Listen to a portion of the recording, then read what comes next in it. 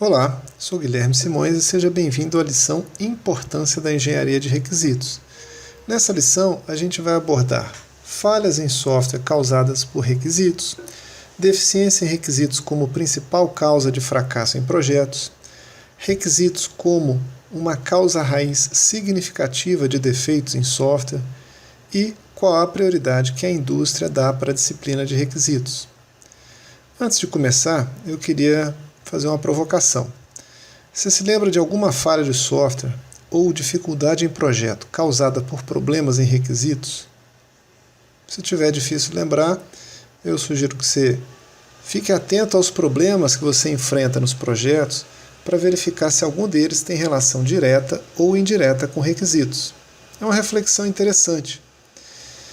E se você se recorda de algum problema que viu acontecer em algum projeto ou com algum software que você tenha participado do desenvolvimento, faço o convite para você comentar no fórum do tópico dessa lição, porque vai ser uma discussão interessante e muito rica.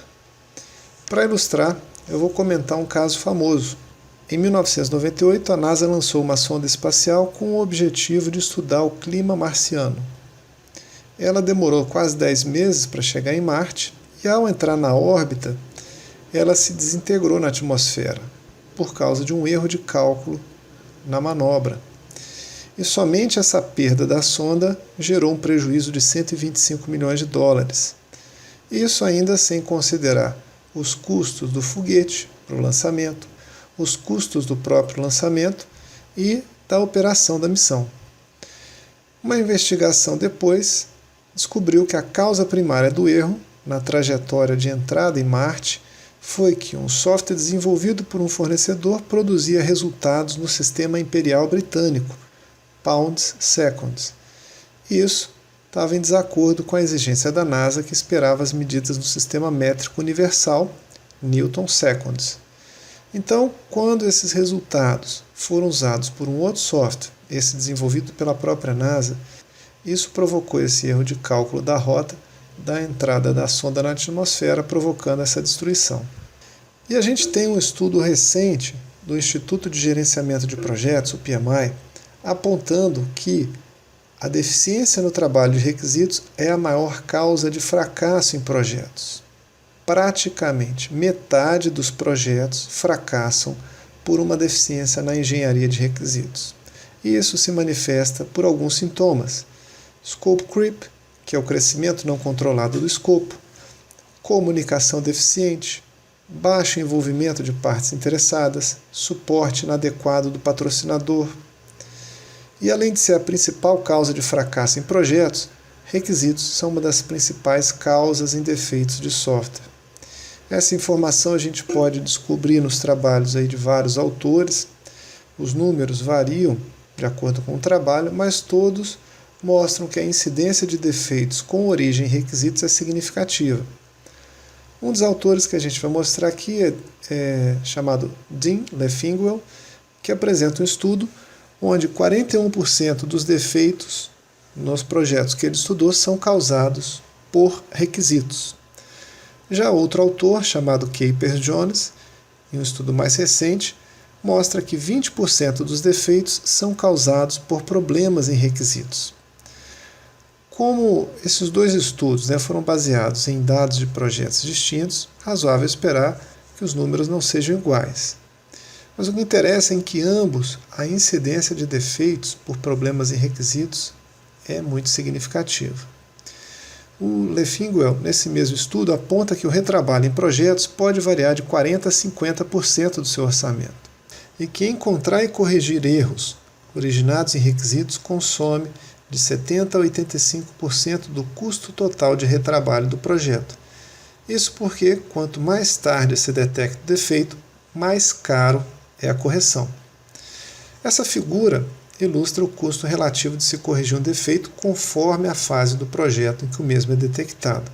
De certa forma, é intuitivo porque a disciplina de requisitos é matéria-prima para a maioria das outras disciplinas que vão ser aplicadas no projeto. E qual que é a consequência da baixa qualidade de requisitos? Primeiro, vai atrasar cronograma.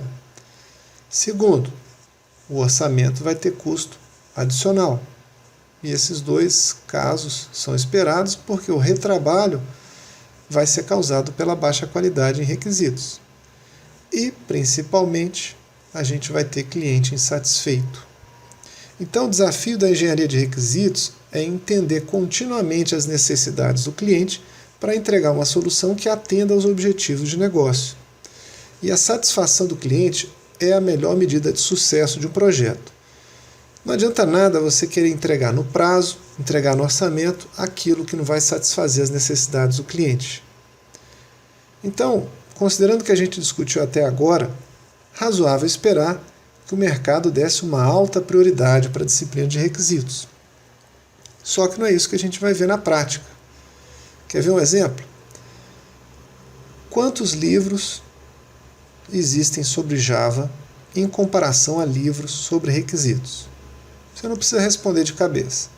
Eu sugiro que você faça uma pausa no vídeo, entre numa livraria virtual e compare o resultado da busca de livros sobre Java com livros em requisitos. Faz isso primeiro com livros em português e depois com livros em inglês. Então, pode fazer a pausa e buscar. Você vai perceber que existe uma oferta muito desproporcional em relação aos dois temas. E de que adianta você ter a melhor equipe de desenvolvedores Java do mercado se você coloca na mão deles algo errado para construir?